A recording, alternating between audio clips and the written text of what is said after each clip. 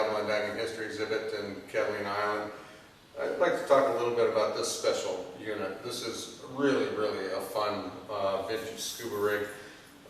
Very little known about it. Suspected that this is a prototype machine piece that never went into production, but the finish on the build and the actual design and the tooling is so spectacular. It's really well made.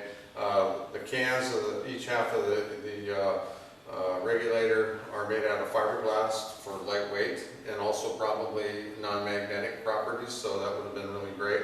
Although these sections here are stainless steel tooled, and that wouldn't have qualified for the non-magnetic portion of it. But it's a fantastic piece. In our Journal of Diving History, issue number 103, it was featured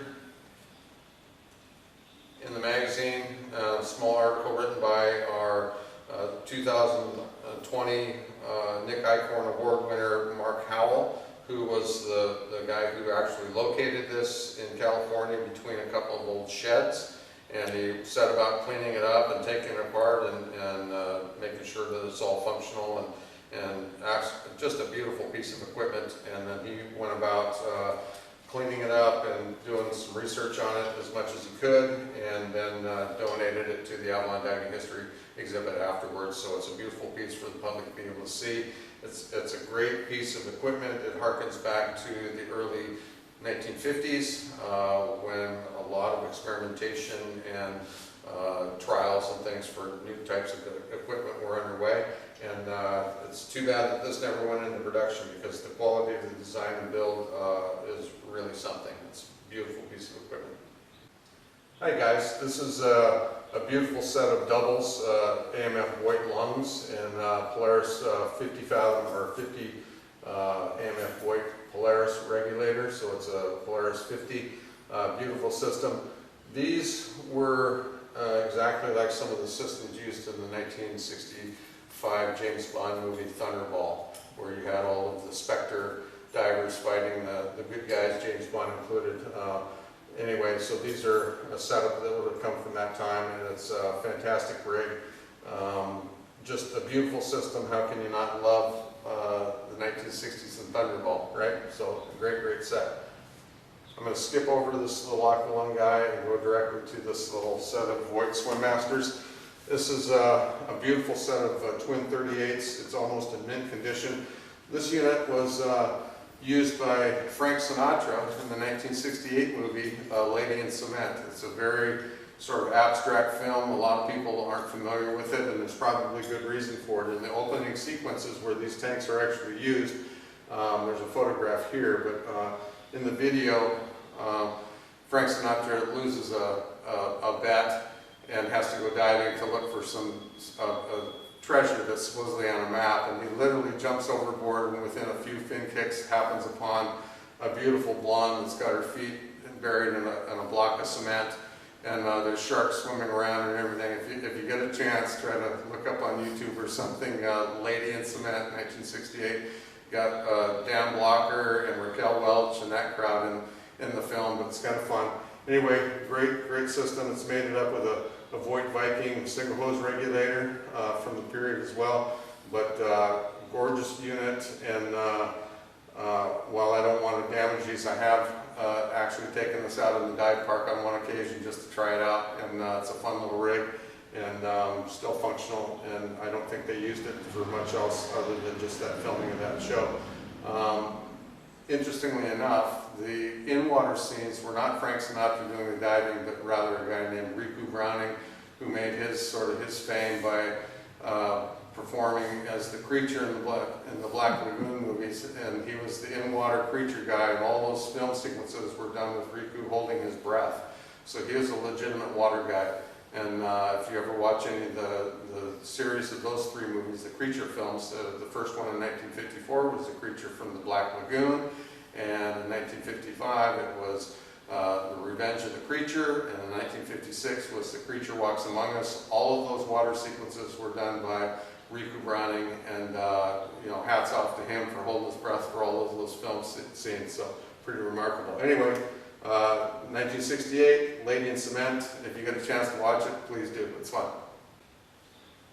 We're going to kind of jump over in the sequence of tanks here a little bit and jump to 1974 when U.S. divers introduced their UDS-1 kind of self-contained unit. It was an interesting system and was popular for being seen on many of the Undersea World and Jacques Cousteau documentaries of the time. What was inside this case was 3 separate scuba tanks with a manifold connecting all 3 bottles, and then utilized, of course, you know, a single hose second stage regulator on the outside. You had access to your controls for activating the bottles, but the real interesting piece of technology with this system is that the manifold, the part that connected the 3 tanks together, also acted as the first stage of the regulator. So that was a very, very innovative and unique piece of equipment for the time.